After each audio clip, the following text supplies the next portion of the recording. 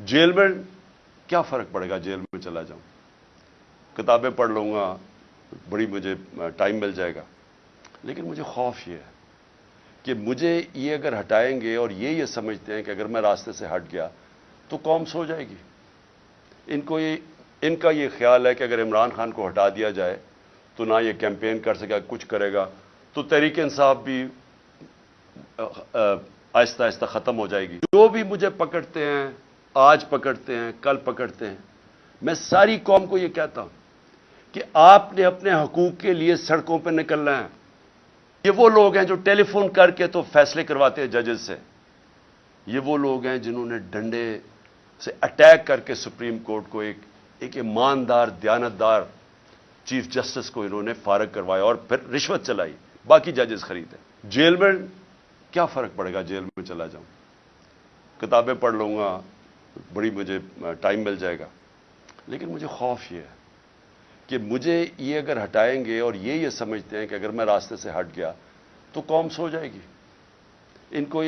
इनका ये ख्याल है कि अगर इमरान खान को हटा दिया जाए तो ना ये कैंपेन कर सकेगा, कुछ करेगा, तो तहरीक इंसाफ भी आहिस्ता आहिस्ता ख़त्म हो जाएगी।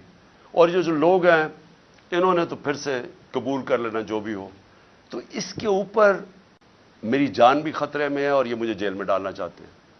आपको मैं सिर्फ ये कहना चाहता हूं कि आपने ये फैसला कर लेना है कि इमरान खान हो या ना हो, आपने अपनी हकीकी आज़ादी की जंग लड़ते रहना है।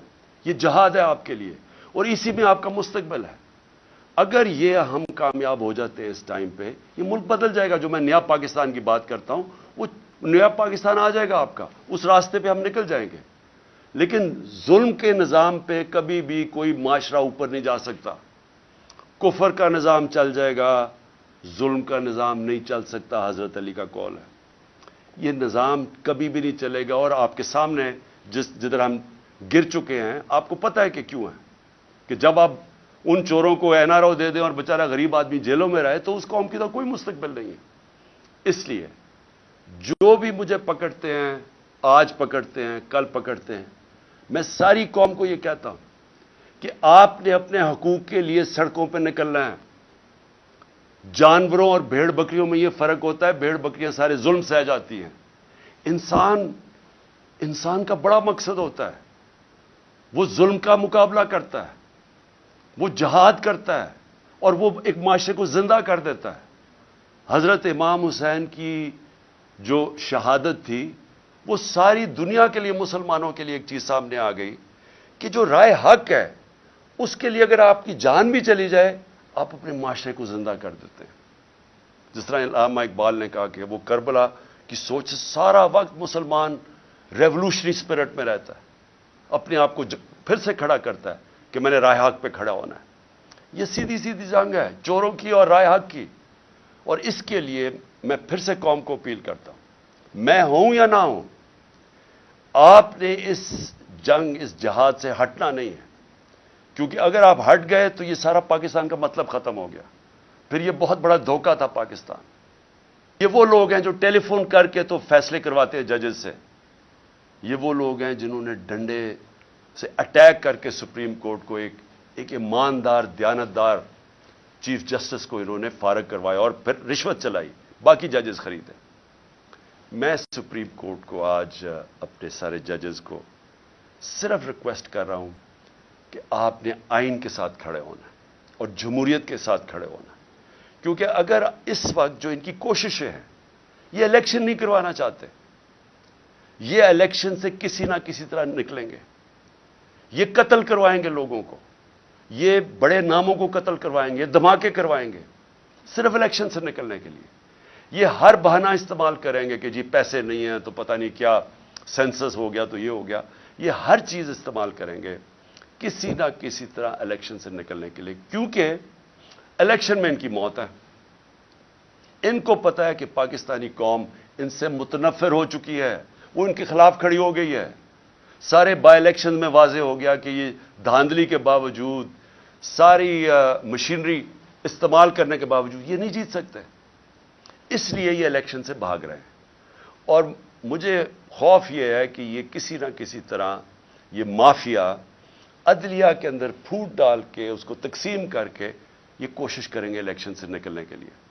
میں اس لیے اپنے سپریم کورٹ کو کہنا چاہتا ہوں کہ اس وقت آپ کی یونٹی کی ضرورت ہے. آپ متحد ہو کے پاکستان کے آئین کے ساتھ کھڑے ہو. 5 کے 5 ججز نے کہا تھا کہ 90 دن میں الیکشنز ہونے چاہیے.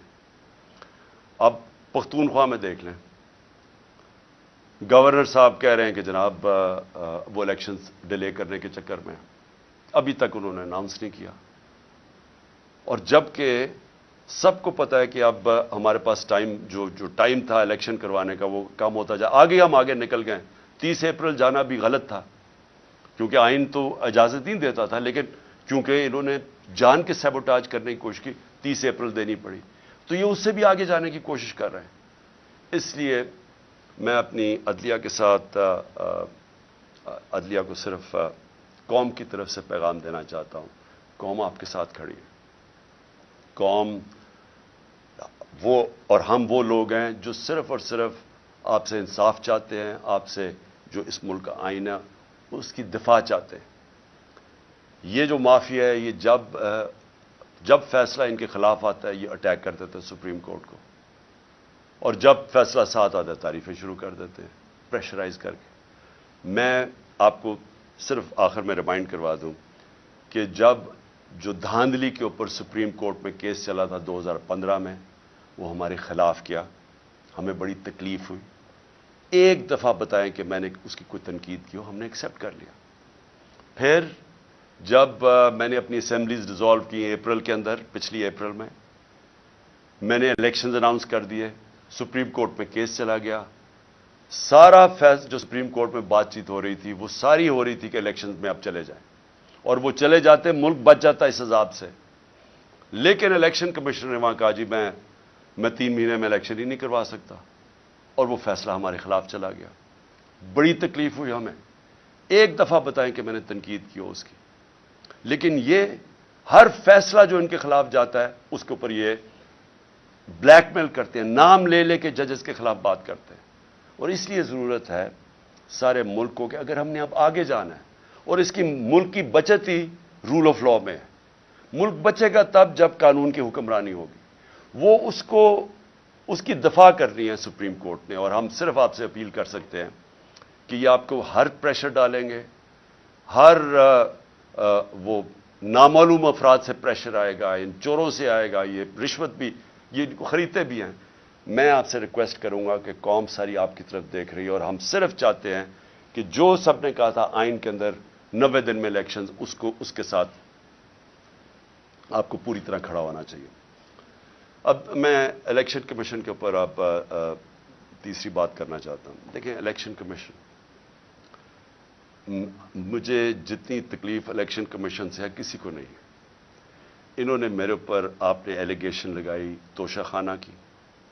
میں آج رائٹنگ میں دیتا ہوں سب کے سامنے, جس وقت یہ عدالت میں جائے گی یہ توشہ خانہ کیس باہر پھینکا جائے گا, کیونکہ مجھے پتہ ہے میں نے کوئی چیز غیر قانونی نہیں کی. جو 70 سال سے پاکستان کا قانون ہے اس کے اوپر چلاؤں, سب کچھ ڈکلیئرڈ ہے, اس کے اوپر ٹیکس دیا ہوا ہے, سارا کچھ سارا ریکارڈ میں اویلیبل ہے.